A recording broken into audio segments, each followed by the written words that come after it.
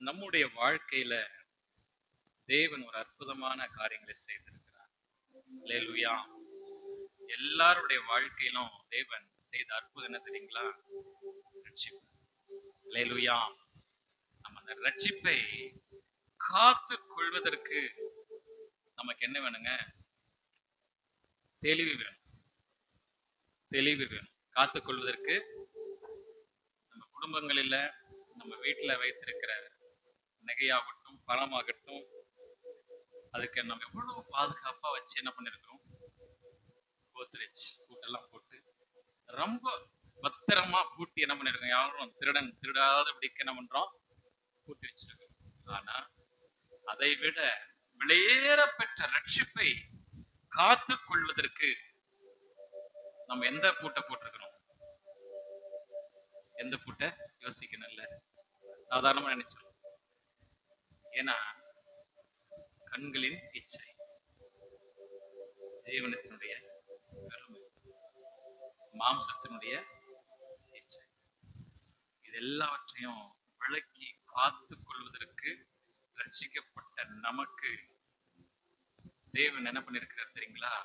அவருடைய ஆவி தந்தரில் இருக்கிறார். அல்லேலூயா.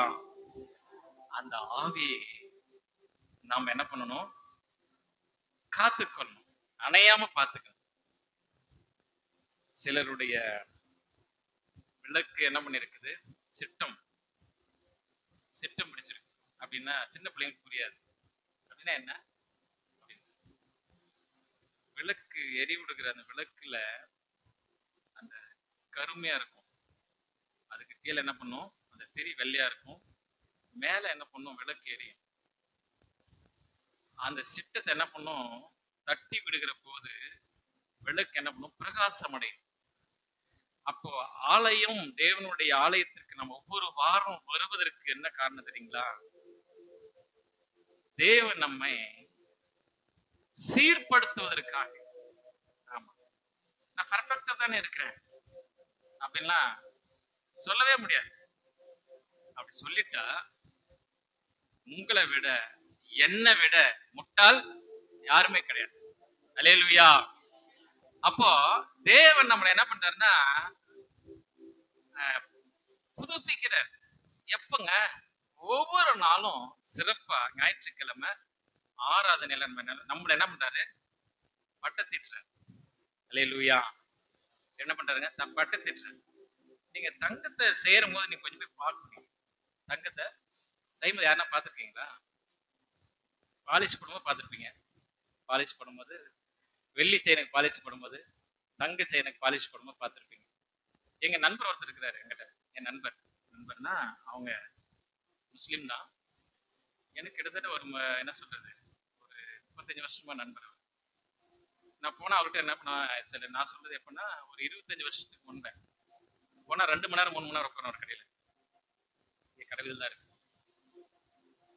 அந்த தங்கத்தை என்ன பண்ணுவாருன்னா அப்படியே எடுத்து அங்க போட்டு இங்க போட்டு நெருப்புல போட்டு அதை பண்ணி இதை பார்த்தா கரேன்னு இருக்கும். அது எப்படி இருக்குங்க? கரேன்னு தான் இருக்கும்.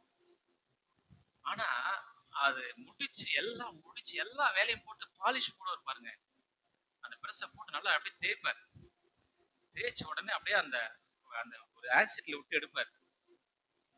அந்த ஆசிட் பாத்தீங்கன்னா ஒரு என்ன கலர்னா ஒரு பிரவுன் கலர்ல இருக்கும். நம்ம ஸ்கிரீன் கலர் பாத்தீங்களா? அந்த கலர்ல இருக்கும். அது உள்ள விட்டு எடுப்பார். அந்த பாட்டில் உள்ள இருக்கும், ஒரு கம்பியில கட்டி எடுப்பார். அதை எடுத்துட்டு அப்புறம் பாருங்க அந்த கலரே சேஞ்ச் இருக்கும். அல்லேலூயா. அப்போ தேவன் நம்மளை என்ன பண்ணிருக்கிறாருன்னா அந்த உலையில இன்னும் உருகிட்டு தான் இருக்கிறார்.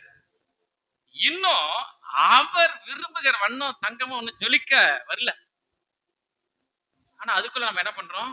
கத்துறோம், கதறோம், கூப்பாட போடுறோம். உண்டா இல்லைங்களா? கூப்பாட போடுறோம். ஆண்டவரே அதை பண்ணல, இதை பண்ணல, ஐயோ எப்ப அப்படி என்ன பண்ண நெஞ்சு அடிச்சுக்கிறோம். ஆனா ஆண்டவர் என்ன பண்றாருன்னா நீடிய பொறுமை உள்ளவர். நமக்கு ஆண்டவர் வித்தியாசம். நம்ம பார்வையில இன்னைக்கே சொன்ன உடனே நடந்துடணும். சொன்ன உடனே நடந்துடணும். அதுதான் நம்ம கிட்ட இருக்கிற மிஸ்டேக்கு, பலவீனம். நம்ம கிட்ட இருக்கிற பலவீனம் தான். ஒரு நம்ம எழுதின உடனே, எக்ஸாம் எழுதி முடிச்ச உடனே நம்ம ரிசல்ட் வந்து எதிர்பார்க்கணும். ஆனா அது பேப்பர் என்ன பண்ண ஆசிரியர் எடுத்து திருத்துவதற்கு சில நாட்கள் ஆகும். அதை திருப்பணும், அதை என்ட்ரி பண்ணி கொண்டாந்து வெளியிடுவதற்கு சில நாட்கள். அப்பெல்லாம் மாசம் 3 மாசம் அப்பெல்லாம் ஸ்கூல் லீவ், 2 மாசம் 2.5 மாசம் லீவ் அப்பெல்லாம். ஆனா இப்போ அப்படியே என்ன பண்ணுது, குறைகிடுச்சு. பிள்ளைங்களுக்கு ஸ்கூல் லீவ் விட்டா ஒரே சந்தோஷம் உண்டா இல்லைங்களா? ஆனா திரும்ப ஸ்கூலுக்கு வந்த பிறகு திரும்ப என்ன பண்ணும், பழைய இதெல்லாம் எடுங்க, எல்லாம் ஹோம்ஒர்க் முடிச்சுங்கன்னா எல்லாம் முழிப்பாங்க, திருன்னு முழிப்பாங்க. 10 நாள் லீவ் இருக்கும், அந்த செமஸ்டர் எல்லாம் எழுதின எக்ஸாம், அந்த எழுதின பேப்பர்லாம் திரும்ப எல்லாம் ஹோம்ஒர்க் கொண்டாந்து கொடுத்தீங்க சப்மிட் பண்ணும். யாரெல்லாம் எழுதுனீங்க அப்படி கை தூக்கணும், என்ன பண்ணுவோம், எல்லாரும் கீழே குனிஞ்சிக்கும். அவர் ஆசிரியர் சொல்லுவார் பாரு, அது பின்னாடிக்கிறாங்க பாருங்க, அவனுக்கு ஹெல்ப் பண்ணுவார். எழு பையன் சார், என்ன சார், ஆமாமா உண்மையதான்பா. அந்த நாட்கள்ல நினைப்பு இருக்குங்களா? ஆமா, என்னவா உண்மையதான்பா. அவனுக்கு தெரியும் ஆண்டவரும் நம்மளை பார்த்து உனக்கு தான், இன்னைக்கு பேசுற வார்த்தை உனக்கு தான் அப்படின்னு சொல்லிட்டு ஆண்டவர் என்ன பண்றாருன்னா என்ன பார்த்து சொல்றாரு. அல்லேலூயா. என்ன பார்த்து சொல்றாரு ஆண்டவர். நானா? ஆமாப்பா நீதான். எலியா ஒரு போய் கதறான், ஆண்டவரே நான் ஒருவன் மாத்திரம் தான் இருக்கேன், படம் முட்டாள், இன்னும் நிறைய பேர் இருக்கிறாங்க அப்படின்னு சொல்றாரு. அப்போ சில நேரங்களில் ஆண்டவருடைய வார்த்தை எனக்கு நேராய் வருகிற போது நான் என்ன பண்ணும், சாந்தமா மனத்தாழ்மையா அது உள் வாங்கிக்கிற போதுதான் நம்ம எப்படி ஜொலிக்க முடியும், முன்ன சொன்னது போல தங்கமாக ஜொலிக்க முடியும். அல்லேலூயா. தங்கமா ஜொலிக்க வைப்பதற்கு தான் ஆண்டவர் என்ன பண்றாருன்னா ஒவ்வொரு வாரம் நம்ம என்ன பண்றாரு, பாலிஷ் பண்றாரு. பாலிஷ் தான் புரியுதுங்களா? அழுக்கெல்லாம் நீக்கிறார், நமக்குள்ள இருக்கிற கசப்பை நீக்கிறார், கோபத்தை நீக்கிறார், பொறாமை நீக்கிறார், வன்மத்தை நீக்கிறார், எரிச்சலை நீக்கிறார், சொல்லிட்டே போலாம், பகையை நீக்கிறார், விரோதங்களை நீக்கிறார். அப்ப இதெல்லாம் நீக்க நீக்க நீக்க நீக்க என்ன ஆகுதுன்னா அதனுடைய அந்த தங்கத்தினுடைய கேரட் அளவு கூடுது, இன்னும் இன்னும் இன்னும் மெருகேத்து. நீங்க பாருங்க, சபைக்கு வரவங்களுக்கும் சபைக்கு வராம இருக்கிறவங்களுக்கு வித்தியாசம் இருக்கு, பார்த்துருக்கீங்களா? ஆமா, ரட்சிக்கப்பட்டவர்களுக்கும் ரட்சிக்கப்படாதவர்களுக்கும் தேவன் என்ன பண்ணியிருக்கிறாரு, வித்தியாசத்தை வச்சிருக்கிறார். அல்லேலூயா. ஆமா, அவங்க எல்லாமே இருக்கும், உங்களுக்கு எல்லாமே இருக்கும். ஆனா அவர்களுக்குள்ள என்ன இருக்கு தெரியுங்களா? சமாதானம். அல்லேலூயா. அந்த சமாதானத்தை, அவங்க எல்லாமே இருக்கும், சமாதானம் இருக்க. கடந்த வாரம் என்னுடைய நண்பர் ஒருத்தர் இறந்துட்டார். எல்லா வசதியும் இருக்கும் அவருக்கு, அவரோட டாக்டர், உங்களுக்கு எல்லாருக்குமே தெரியும், பிரபலமான டாக்டர் தான், பேர் சொல்ல விரும்பல, எல்லா வசதிகளும் இருக்கும் அவருக்கு. ஆனா அவருக்குள்ள என்ன இல்லை தெரியுங்களா? நிம்மதி இல்லை, சமாதானம் இல்லை. முடிவு அவரே எடுத்துட்டார், முடிஞ்சு போச்சு. வேதம் சொல்லு, பாவத்தின் சம்பளம் மரணம், நம்முடைய கர்த்தராகிய இயேசு கிறிஸ்துவின் கிருபையோ நித்திய ஜீவன். அப்ப தேவன் நமக்கு நித்திய ஜீவன் கொடுப்பேன் என்று என்ன பண்ணிருக்கிறாரு, வாக்கு பண்ணிருக்கிறார். அல்லேலூயா. உடன்படிக்கை செய்திருக்கிறார் நம்மோடு கூட, நித்திய ஜீவன் உனக்கு அளிப்பேன் என்று வாக்கு கொடுத்திருக்கிறார். ஆனா அந்த வாக்குக்கு நான் உத்தரவாதனாக, உண்மையுடனாக, உத்தமனாக விளங்குற போதுதான் அந்த நித்திய ஜீவனை நான் என்ன பண்ண முடியும், சுதந்திரித்துக் கொள்ள முடியும். அல்லேலூயா. அப்ப இந்த சுதந்திரித்துக் கொள்வதற்கு நான் என்ன பண்ணிருக்கணும், அவரால பிறந்திருக்கிறேன். அல்லேலூயா. நான் மறுபடியும் அவரால பிறந்திருக்கிறேன். உலகத்தில் இருந்த தாயின் வயிற்றிலிருந்து பிறந்து வளர்ந்த என் தாய் கர்ப்பத்திலே பிறக்கும்போது பாவத்திலே கர்ப்பம் தரித்தார். ஆனா அதன் பிறகு தேவன் இந்த உலகத்திலிருந்து பிரித்து எடுத்து, அந்த பாவ வாழ்க்கையிலிருந்து பிரித்து எடுத்து பரிசுத்தத்துக்கு ஆண்டவர் என்ன பண்ணிருக்கிற நம்மள அழைச்சிருக்க. அல்லேலூயா. அந்த அழைப்புக்கு நானும் நீங்களும் உகந்தவர்களாய், அதற்கு உரியவர்களாய் இருக்கிற போது ஆண்டவர் நித்திய ஜீவனை நமக்கு அளிப்பேன் என்று வாக்கு கொடுத்திருக்கிறார். அந்த வாக்குக்கு நான் செயல்படுகிறவனா இருக்கணும். நிறைய பேர் பேசுவாங்க, பேச்சு ஒன்னா இருக்கும், செயல் ஒன்னா இருக்கும். பேசுவாங்க, நிறைய பேசுவாங்க, சில உட்காந்து மணிக்கணக்காக பேசுவாங்க. ஆனா அவங்களுடைய வார்த்தைக்கும் அவருடைய செயலுக்கும் என்ன இருக்குதுன்னா வித்தியாசம் இருக்கும், இடைவெளி இருக்கும். ஒன்று மேட்ச் ஆகாது, ஒண்ணுக்கு ஒண்ணு மேட்ச் ஆகாது. என்னங்க, ஒன்றுக்கு ஒன்று பொருந்தாது. அப்போ ஆண்டவர் எதை எதிர்பார்ப்பார்?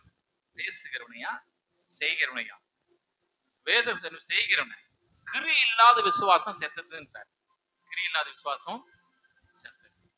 அப்ப நமக்குள்ள என்ன இருக்கணும் எதிர்பார்க்கிறார் ஆண்டவர்? கிரி இருக்கணும். அல்லேலூயா. கிரி இல்லாம நம்ம என்ன பண்ண முடியாது, செய்ய முடியாது. இந்த சபையை குறித்து நமக்கு எல்லாருக்குமே கவலை இருக்குதான் செய்யும். ஆனா நம்ம இதற்காக நம்ம கிரியை செய்யணும்னு சொல்லிட முடியுமா? கிரியை இதுக்காக நான் எந்த முயற்சியும் எடுக்கல அப்படின்னு நம்ம சொல்ல முடியாது. முயற்சி எடுத்திருக்கிறோம். நம்பி சொன்னது போல குதிரை யுத்த நாளுக்காக ஆயத்தமாக்கப்படும், ஜெயமும் கர்த்தரால் வரும். அப்ப அந்த செயல்பாடு இல்லாம நம்ம இருந்தோம்னா ஆண்டவர் என்ன பண்ணுவாரு? கணக்கு கேட்பார். உண்டா இல்லைங்களா? நான் உனக்கு வாய்ப்பு கொடுத்தேன், நேரத்தை கொடுத்தேன், அதிகாரத்தை கொடுத்தேன், செழிப்பை கொடுத்தேன், ஆசீர்வாதத்தை கொடுத்தேன், நீ எனக்கு என்ன செய்த அப்படின்னு ஆண்டவர் கேட்பார். அப்ப ஆண்டோட சமூகத்துல போய் நிற்கிற போது தலை நிமிர்ந்து நம்ம நிற்போமா இல்ல குனிந்து நிற்போமா? யோசித்து பாருங்க. அப்ப நான் அவரால பிறந்திருக்கணும். அவரால் நான் பிறக்கிற போதுதான் நான் எனக்கு உரிமைக்காக நான் கவலைப்பட மாட்டேன், அவருக்கு உரிமைகளுக்காக கவலைப்படுறேன். அல்லேலூயா. அப்ப நான் அவருக்கு உரிமைகளுக்காக நான் கவலைப்படுகிற போது ஆண்டவர் செய்யாமல் இருப்பாரா? செய்யாமல் இருப்பாரா? என்னங்க, ஆமனுக்கு சரி இந்த நிறைய முறை இந்த வசனம் வந்துச்சு. ஆனா வசனம் வந்தாலும் இந்த வசனம் வரும்போதெல்லாம் எனக்கு கொஞ்சம் பயமா தான் இருக்கும். ஆனா ஆண்டவரே சொல்லிட்டாரு போது நம்ம என்ன பண்ண, அமைதியா தானே இருக்கணும். எப்பா ஒருத்தர் எனக்கு இந்த வசனத்தை ஒருத்தர் சுட்டி காட்டினார். ஒரு சகோதரர் என்ன பண்ண சுட்டி காட்டினார், ஐயா கவலைப்படாதீங்க. அதாவது அவன் நடாததும் அவன் நீர் பாய்ச்சாததும் அந்த ஆமனுக்கு செடிக்காக அவன் கவலைப்படுகிற போது ஆண்டவர் சொன்ன வார்த்தை என்ன? நீ எதுக்குப்பா கவலைப்படுற? அதாவது வலது கைக்கும் இடது கைக்கும் வித்தியாசம் அறியாத 1,20,000 பேருக்காக நான் பரிதாமல் இருப்பேன். அப்படி அவர் சொன்ன போது என்னை நான் தாழ்த்தி கொண்டேன். சில நேரங்களில என்னுடைய ஆசை, என்னுடைய விருப்பம் மேலோங்கி நிற்க கூட. அப்படி நிற்கிற போது ஆண்டோட வார்த்தை வருகிற போது என்னை என்ன பண்ணணும்? என்னை நான் மட்டுப்படுத்திக்கணும், என்னை நான் தாழ்த்திக்கணும். ஏன்னா வேதம் சொல்லுகிறது, தன்னை தாழ்த்துகிறவன் உயர்த்தப்படுவான், தன்னை உயர்த்துகிறவன் தாழ்த்தப்படுவான். அப்போ தாழ்மை உள்ளவர்களுக்கு நான் கிருபை அளிக்கிறேன் ஆண்டவர் சொல்றேன். அல்லேலூயா. அப்ப தாழ்மை எங்க காணப்படுகிறதோ, எங்க கீழ்ப்படிதல் உண்டாகிறதோ அங்கே ஆசீர்வாதம் உண்டாயிருக்கும். அல்லேலூயா. இன்றைய தியான வசனத்தை வாசிப்போம். 1 யோவான் 3ஆம் அதிகாரம் 9வது வசனம். தேவனால் பிறந்த எவனும் பாவம் செய்யான், ஏனெனில் அவருடைய வித்து அவனுக்குள் தரித்திருக்கிறது. அவன் தேவனால் பிறந்தபடியினால் பாவம் செய்ய மாட்டான். அல்லேலூயா. அவருடைய வித்து அவனுக்குள்ள என்ன பண்ணிருக்குதான்? தரித்திருக்கிறது. லிசன், நல்லா கவனிங்க. இப்போ நான் முதல்ல சொன்ன தேவனால் பிறந்தவர்கள் பாவம் செய்ய மாட்டார்கள். ஆனா ஏன்பா? காரணம் சொன்னல, அவருடைய வித்து அவனுக்குள் என்ன பண்ணிருக்குதான்? தரித்திருக்கிறது. அல்லேலூயா. இது எத்தனை பேருக்கு புரிஞ்சிச்சுன்னு தெரியல. அவருடைய வித்து நமக்குள்ள இருந்துச்சுன்னா, தரித்து இருந்துச்சுன்னா, நிலைத்து இருந்துச்சுன்னா நான் என்ன பண்ண மாட்டேன்? பாவம் செய்ய மாட்டேன். அல்லேலூயா. பாவம் செய்ய மாட்டேன். ஏன்னா அந்த பாவம் அப்படின்னாவே நம்ம பெரிய ஒரு கசப்பு நமக்கு. நான் நல்லா தானே இருக்கிறேன், நான் ஒழுங்கா தானே இருக்கிறேன், ஏதோ நான் பாவம்னா எது பெருசா நினைச்சுக்கிறோம். கொலை செய்யறது, விபச்சாரம் செய்யறது, திருடுறது, இதுதான் நினைச்சிட்டு இருக்கோம். கீழ்ப்படியாமையும் பாவம் தான். அல்லேலூயா. ஆண்டோடைய வார்த்தை, ஆண்டவர் என்னோட கூட பேசுகிற போது நான் அந்த வார்த்தைக்கு செவி கொடுக்காம என்னுடைய விருப்பத்தை நான் நிறைவேற்றுகிறேன் பாத்தீங்களா, அதுவே பாவம் தான். அதுதான் நடந்துச்சு ஆதியாகமத்துல, அதுதான் நடந்தது. அப்ப அந்த பழத்தை, நன்மை தீமை என்ற அறியத்தக்க பழத்தை நீ என்ன பண்ணது? புசிக்காது. 2:17 நினைக்கிறேன். ஆதியாகமம் 2 அதிகாரம் 17 வாசிங்க. ஆனாலும் நன்மை தீமை அறியத்தக்க விருட்சத்தின் கனியை புசிக்க வேண்டாம், அதை நீ புசிக்கும் நாளில் சாகவே சாவாய் என்று கட்டளையிட்டார். புசிக்க வேண்டாம் அப்படின்னு என்ன அர்த்தம்? ரிஜெக்ட் பண்ணுன்ற ஆண்டவர். நம்ம ஒரு கேள்வி வருதா இல்லையா? ஏன் சாமி அங்க வச்சீங்க? நம்ம கேள்வி கேட்க முடியும் ஆண்டவர்கிட்ட? அவர் சுதந்திரத்தை வச்சிருக்கிறாரு. அவர் என்ன சொன்னாரு? நீ சாப்பிடாதுன்னு சொல்றாரு. நான் என்ன பண்ண கூடாது? சாப்பிடக்கூடாது. சொல்றத புரியுதுங்களா? சாப்பிடக்கூடாது. ஆனா அங்க நடந்தது என்ன? நீ அதை புசிக்கும் நாளிலே சாகவே சாவா என்று ஆலோசனைலாம் சொல்லல. ஆலோசனை கிடையாது அங்க. ஒன்ஸ் ஒரு வாய்ப்பெல்லாம் கிடையாது. எந்த ரெஸ்ட்ரிக்ஷன் கிடையாது. அங்க என்னதான் உண்டு? கட்டளை, ஆர்டர். கட்டளை இட்டது தான். கட்டளை மீறினா என்ன நடந்துச்சுங்க? பாவம் வந்துச்சு. அந்த பாவத்தினுடைய விளைவு எப்படி இருக்கு தெரியுங்களா? ரொம்ப கொடூரம். ஏதேன் தோட்டத்தை விட்டு வெளியே அனுப்பிச்சார் ஆண்டவர். அல்லேலூயா. அப்போ ஆண்டோடைய விருப்பத்தை நிறைவேற்றாம நான் என்னுடைய விருப்பத்தை நான் நிறைவேற்றினால் ஆண்டோடைய சமூகத்தை விட்டு ஆண்டவர் என்ன தெரிவிக்கிறார்? அல்லேலூயா. புரியுது நான் சொல்றது? என்னுடைய விருப்பம் இருக்கும் நிறைய. நம்ம ஒரு கடைக்கு நம்ம போறோம், துணி கடை எடுத்து நேக்கெல்லாம் வேணாம், விலை ஜாஸ்தி, கிட்ட கூட போக முடியாது. துணி கடைக்கு நான் நேற்று தினத்துல ஒரு துணி கடைக்கு போனோம். அங்க என்னோட விருப்பம் ஒன்று இருக்கும். கூட எங்க மனைவி வந்தாங்க. அவங்க டேஸ்ட் வேற. கட்டிக்கிறவங்க அவங்க, என்னங்க, உடுத்திக்கிறவங்க அவங்க.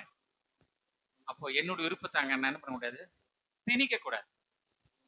ஆண்டு இடத்துல என்னோட விருப்பத்தை திணிக்க கூடாது. திணிச்சா என்ன ஆகும்? எவ்வளவு காசு கொடுத்தவங்களும் அதுக்கு வேல்யூ கிடையாது. அல்லேலூயா. அப்போ பிள்ளைகள் இடத்துல நம்ம ஒரு பொருளை கொடுக்கிற போது அவர்களுக்கு இது தகுமா, இது தேவையா, இல்லையா என்று ஆராய்ந்து பார்த்து நம்ம கொடுக்கணும். ஒரு குழந்தை, நம்ம ஒரு வீட்டுக்குள்ள நம்ம போறோம், குழந்தை கையில ஒரு கத்தி இருக்கு, என்ன பண்ணுவீங்க? டக்குன்னு போன வேடிக்கை பார்ப்பீங்களா? அந்த கையில இருந்து எப்படி லாவகமா புடுங்குனா ஃபர்ஸ்ட் உங்க யோசனை சிந்தனை ஃபர்ஸ்ட். அதுக்கப்புறம் தான் அவங்க கிட்ட அந்த குடும்பத்துல போய் பேசுறதுக்கு விரும்புவீங்க. அல்லேலூயா. ஆண்டவரும் அப்படிதான். நமக்குள்ள இருக்கிற அவருக்கு பிடிக்காத விஷயத்தை எடுத்து போடுவதை தான் முதல்ல விரும்புறேன். நல்லா தெரிஞ்சுக்குங்க. அல்லேலூயா. அதன் பிறகுதான் உரையாடலே. ஆமா, பேச்சுவார்த்தை அதுக்கப்புறம் தான். நம்ம நினைச்சிருக்கிறோம் ஆண்டவர் என்ன சாதாரணமா நினைச்சிடும். நம்ம கூப்பிட்டோன்னே, ஏன் ஆண்டவர் என் பேச்சு நீங்க கேட்கல? ஜெபம் பண்ணோன்னு கேட்கிறோம், ஏன்ப்பா நீ சத்தத்தை கேட்கல? நான் எவ்வளவு நாள் ஜெபம் பண்றேன், என் சத்தத்தை நீங்க கேட்க மாட்டேங்கிறீங்க. எத்தனை வருஷங்கள் ஜெபம் பண்ணாலும் ஏன் ஆண்டவர் வெயிட் பண்ணி வச்சிருக்கிறேன்? எப்போ எனக்கு கொடுக்கணும் அவருக்கு தெரியும். அல்லேலூயா. எப்பொழுது எனக்கு என்ன தேவைன்னு அவருக்கு தெரியும். ஏன்னா வேதம் சொல்லுகிறது, நீங்கள் பிதாவை நோக்கி வேண்டிக் கொள்வதற்கு முன்னமே அவர் உங்களுக்கு என்னது தேவை என்று அவர் அறிந்திருக்கிறார். அப்போ அவருக்கு தெரியுமா தெரியாதா? அப்ப ஆண்டவர் என்ன பண்றாருன்னா, முதலாவது தேவனால் பிறந்தவர்கள் பாவம் செய்ய மாட்டார்கள் தான். ஆனா ஏனெனில் அவருடைய வித்து என்னில் என்ன பண்ணிருக்குன்னா தரித்திருக்கிறது. நல்லா தெரிஞ்சுக்கங்க. அவருடைய வித்து தரித்திருச்சுன்னா அவருடைய சுபாவம் தான் நம்மள இருந்து வெளிப்படும். உண்மை இல்லைங்களா? அல்லேலூயா. ஏன்னா அவருடைய வித்து எனக்குள்ள இருந்துச்சுன்னா அவர் என்ன நினைக்கிறாரோ அதை செய்வதற்கு நான் என்ன பண்ணுவேன், அவருடைய சித்தத்தை நிறைவேற்றுவதற்கு நான் என்ன பண்ணுவேன், ஆயத்தமா இருப்பேன். இல்லைன்னா நான் பாட்டு கையை கட்டிட்டு நான் என்ன பண்ணுவேன், என்னுடைய விருப்பத்தை நிறைவேற்றி இருப்பேன். என்னுடைய விருப்பத்தை நிறைவேற்றலாம். மோசே என்ன பண்ணாரு, ஆண்டவர் சொல்லும் போது வரல, நான் திக்குவாய் மறந்து விட்டுட்டாரு கம்னு, விட்டாரு கம்னு. போய் திரும்ப என்ன பண்ற, வனாந்திரம் 40 வருஷம் அரண்மனை வாழ்க்கை. அரண்மனை வாழ்க்கையில வாழ்ந்தவனுக்கு நம்ம பிள்ளைகளுக்கு நம்ம என்ன பண்ணிருக்கிறோம், நிறைய கேட்கிற பொருள் எல்லாம் வாங்கி கொடுத்துருக்கிறோம். ஆனா அவங்க கேட்கிற பொருள் சில நேரங்களில் கிடைக்காத போது அவங்களுக்கு எப்படி இருக்கும், கோபம் வரும், எரிச்சல் வரும், சண்டை வரும். ஆனா அந்த கஷ்டத்தை பிள்ளைகளுக்கு நீங்க கொடுத்து பாருங்க, எனக்கு இது வேணப்பா, இது எனக்கு போதும், அந்த சுபாவனுக்குள்ள வந்துடும். ஏன்னா அவருடைய வித்த அவருக்குள்ள நம்ம என்ன பண்ணிருக்கோம், பிள்ளைகளுக்குள்ளார விதைச்சிடணும். வசனம் என்கிற வித்து என்ன பண்ணும், விதைக்கணும். ஒவ்வொரு நாளும் விதைக்கிற போதுதான் அங்க சொல்லப்படும், ஏனெனில் அவருடைய வித்து என்ன பண்ணிருக்குதா, அவனுக்குள் தரித்திருக்கிறது. அதனால அவன் பாவம் செய்ய மாட்டான். அவன் தேவனால் பிறந்தபடியினால், நல்லா தெரிஞ்சுக்க, அவன் தேவனால் பிறந்தபடியினால் பாவம் செய்ய மாட்டான் என்று சொல்லப்பட்டு இருக்கிறது. ஏன்னா இப்போ நம்ம முன்ன சொன்னவங்களுக்கு, முதலாவது ஆண்டவர் எனக்குள்ள இருக்கிறத எடுத்து போட விரும்புறார். எனக்கு விரும்புற, நான் விரும்புகிற காரியங்களை அவருக்கு பிடிக்கல. புரியுதுங்களா? நான் விரும்புகிற காரியத்தை அவருக்கு பிடிக்கல, ஆனா எனக்கு பிடிச்சிருக்கு. அப்போ அவருக்கு பிடித்த காரியங்களை உங்களுக்கு செய்வதற்காக அவர் ஆயத்தமா இருக்கிறார். ஆனா நான் எப்போ அதை எடுத்து வெளியே போடுகிறேனோ அப்பொழுது ஆண்டவர் அவருடைய சித்தத்தை நிறைவேற்றுவார். அல்லேலூயா. அப்புறம் அவனுக்குள்ள வித்து என்ன பண்ணும், தரித்து இருக்கும். அவருடைய வித்து என்ன பண்ணும், தரித்து நிலைத்து இருக்கும். இல்லைன்னா அவருடைய சமூகத்தை விட்டு, எப்படி ஏதேன் தோட்டத்திலிருந்து ஆதாம் ஏவாரம் பாவம் செய்து போடு ஆண்டவர் சொன்னார், ஏதேன் தோட்டத்தை விட்டே வெளியே அமைச்சிட்டார். ரட்சிக்கப்பட்ட நம்முடைய வாழ்க்கையிலும் அவருடைய சித்தத்தை நிறைவேற்றாம என்னுடைய விருப்பம் போல எனக்கு விரும்பின வாழ்க்கையை நான் வாழ்ந்துட்டு இருந்தேன்னா ஆண்டவர் அவருடைய சமூகத்தை விட்டு உங்களை தள்ளி வச்சுருவார். அல்லேலூயா, அல்லேலூயா. கேட்பதற்கே கஷ்டமா இருக்கு இல்லையா? ஏன்னா கசப்பான சத்தியம் உங்களுக்குள்ள போகிற போதுதான் இனிப்பான ஆசீர்வாதத்தை தேவன் தர முடியும். அல்லேலூயா. இங்க சொல்லப்படுகிறது, 6வது வசனம் வாசிப்போம். அவரில் நிலைத்திருக்கிற எவனும் பாவம் செய்கிறதில்லை, பாவம் செய்கிற எவனும் அவரை காணவும் இல்லை, அவரை அறியவும் இல்லை. அப்ப ஆண்டவரை அறிந்து கொள்ள வேண்டும், அவரை காண வேண்டும் என்று சொல்லி விரும்புகிறாங்க. எல்லாருக்கும் ஆசைதான். எல்லாருக்கும் இப்பயே எடுத்துங்க, ஆண்டவரே நீ ஏன் இப்படி இவ்வளோ கஷ்டம். மாதேஸ்வரி அம்மா சொன்னாங்க, ஐயோ என்னை எடுத்துக்க சாமி, என்னோட வேண்டுதலே அதான் இருக்குன்றாங்க. ஆனா ஆண்டருடைய சித்தம், அவருடைய திட்டம் உங்களுடைய வாழ்க்கையில நிறைவேறுகிற வரைக்கும் உங்களை என்ன பண்ண மாட்டாரு, கை வைக்க மாட்டாரு. ஆமா, பாடுகள் இருக்கும், கால்வலி இருக்கும், உபத்திரவு இருக்கும், போராட்டம் இருக்கும். ஆனா அதன் மத்தியிலும் உங்களுக்குள்ள தேவ சமாதானம் இருக்கும். அல்லேலூயா. அந்த தேவ சமாதானம் ரொம்ப முக்கியம். நம்ம சொன்னது போல எல்லாம் இருந்தும் தேவ சமாதானம் இல்லைன்னா அதெல்லாம் வீண். எதுவும் இல்ல, தேவ சமாதானம் இருதயத்தில் இருக்கு, அதுதான் பெருசு. அல்லேலூயா. அந்த தேவ சமாதானம் இருதயத்துல நாம் வைத்திருக்கிற போது அதை விட நாம் பெருசு உலகத்துல ஒண்ணுமே கிடையாது. அல்லேலூயா. ஆமா, சில நேரங்களில நாம் நினைப்போம், ஐயோ ஆண்டவரே எனக்கு அதைத்தாரும் இதைத்தாரும், நமக்கு எதுவுமே வேணாம், எனக்கு இந்த மன நிம்மதியை கொடுங்கப்பா. ஆமா, சமாதானத்தை கொடுங்க. நிறைய பேர் வேண்டிக்கிறது அதான். நீங்க நிறைய வயதானவர்கள் எல்லாம் என்ன பண்றாங்கன்னா, அவங்க பிள்ளைகளுக்கு தேவையான நிறைய காரியங்களை செய்றாங்க. தன் பிள்ளைக்கு நாளை தினத்துல நம் தேவைகளை அவர் சந்திப்பாங்கன்னு சொல்லிட்டு. ஆனா, அவர்கள் பிள்ளைகள் உதாசீனப்படுத்துகிற போது, அவர்கள் வருகிற வருத்தம், நிந்தையும் கொஞ்சம் இல்ல. ஆண்டவர் நம்மை எல்லாவித சூழ்நிலையிலிருந்தும் நம்மை நீக்கி இருக்கிறார். பாவமான வாழ்க்கையிலிருந்து நம்மளை பிரித்தெடுத்து பரிசுத்த வாழ்க்கைக்கு அழைத்திருக்கிறார். அதனாலதான் பாட்டுக்கார் நாம் பாடியிருக்கோம், முன்ன பாடணும். பாவ இருள் என்னை வந்து சூழ்ந்து கொள்கையில் தேவன் அவர் தீபமாய் என்னை தேற்றினார். பாவ இருள் என்னை வந்து சூழ்ந்து கொள்கையில் தேவன் அவர் தீபமாய் என்னை தேற்றினார். ஆனந்தம் கொள்ளுவேன், அவரை நான் பாடுவேன் உயிருள்ள நாள் வரையில். அல்லேலூயா, ஆனந்தம் கொள்ளுவேன், அவரை நான் பாடுவேன் உயிருள்ள நாள் வரையில். எந்த நாவில் புது பாட்டு எந்த இயேசு தருகிறார். எந்த நாவில் புது பாட்டு எந்த இயேசு தருகிறார். அல்லேலூயா. பாவம் செய்கிற அவரில் நிலைத்திருக்கிறவன் எவனும் பாவம் செய்கிறதில்லை. பாவம் செய்கிற எவனும் அவரை காணவும் இல்லை, அவரை அறியவும் இல்லை. அப்போ என்னங்க பாவம்?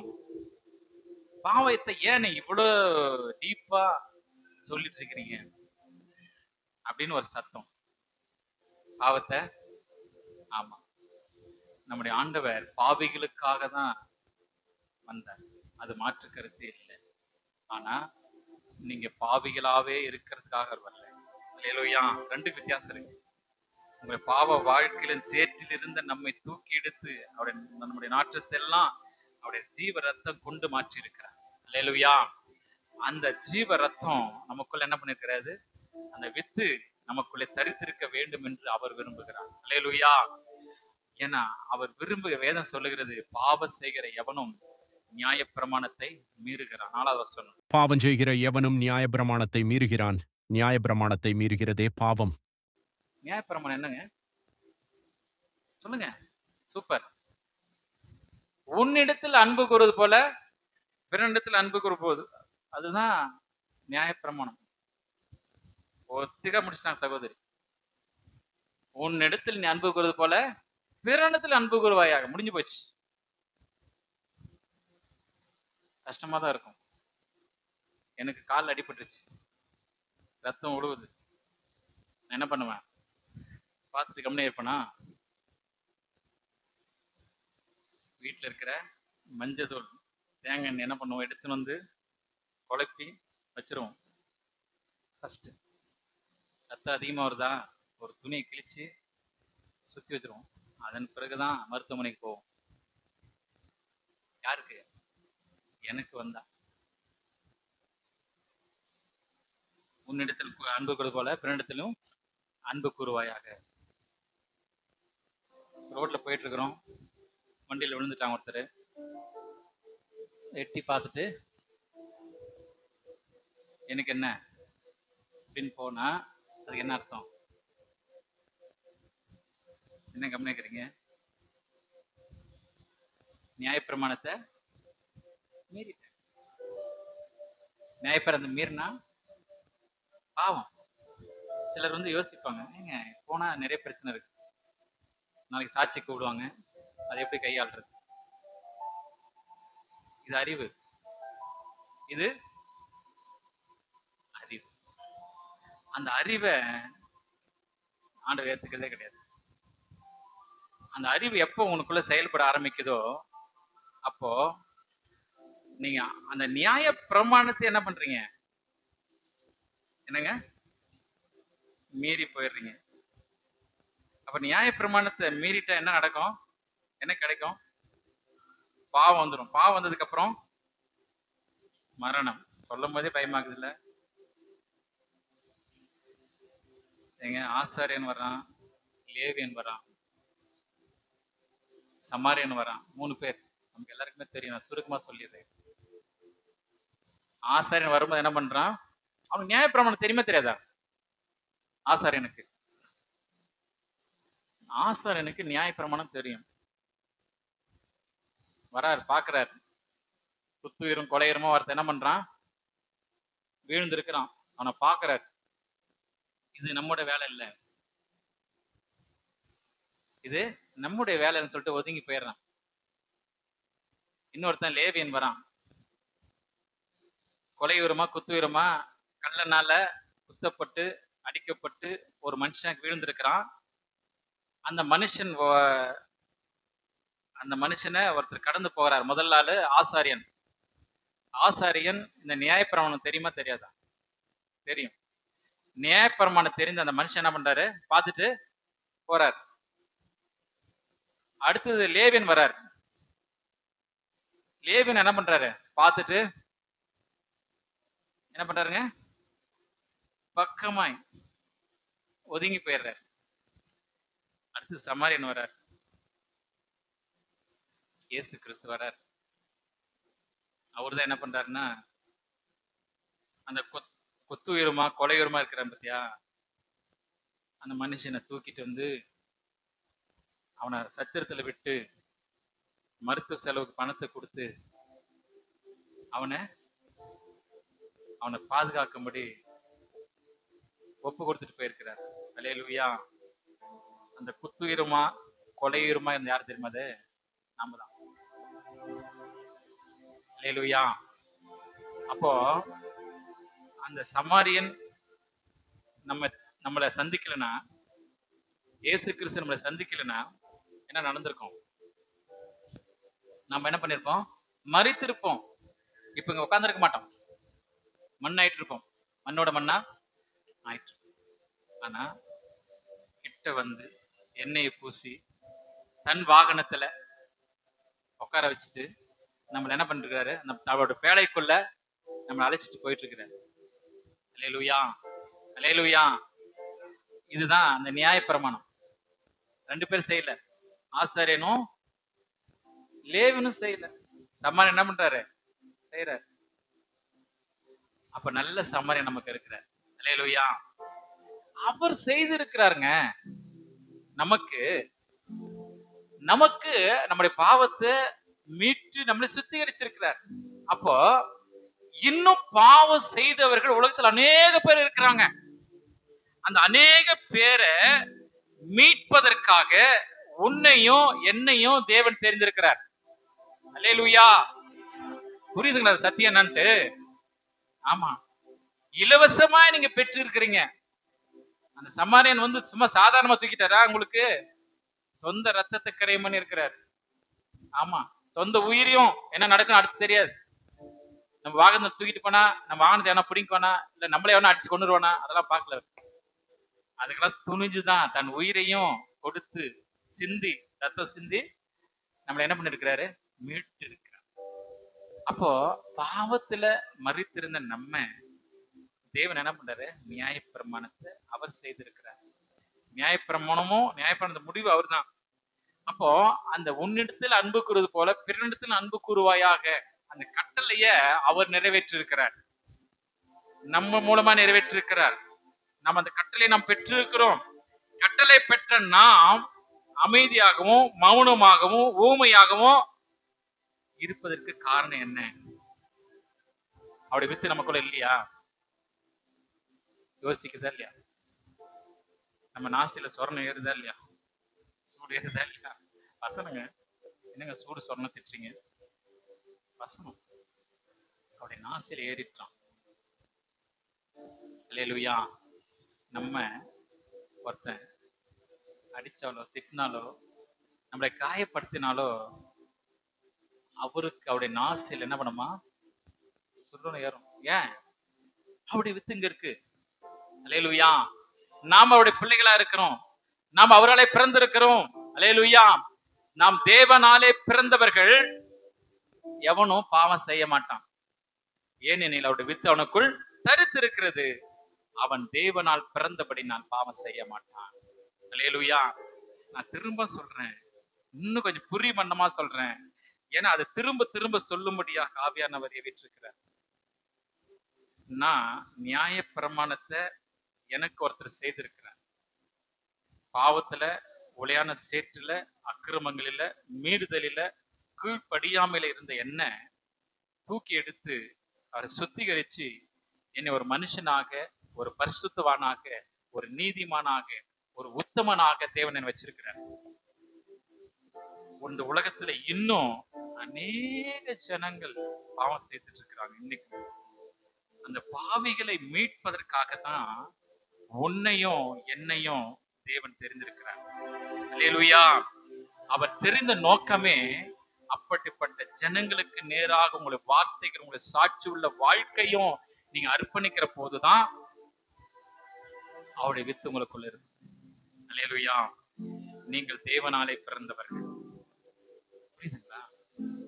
நிறைய வசனம் பேச விரும்பல, ரொம்ப சிம்பிளா,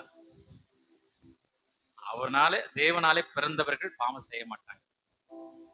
அப்போ பாவம் செய்கிறவர்கள் தேவனை தரிசிக்க முடியாது, அறியவும் மாட்டாங்க.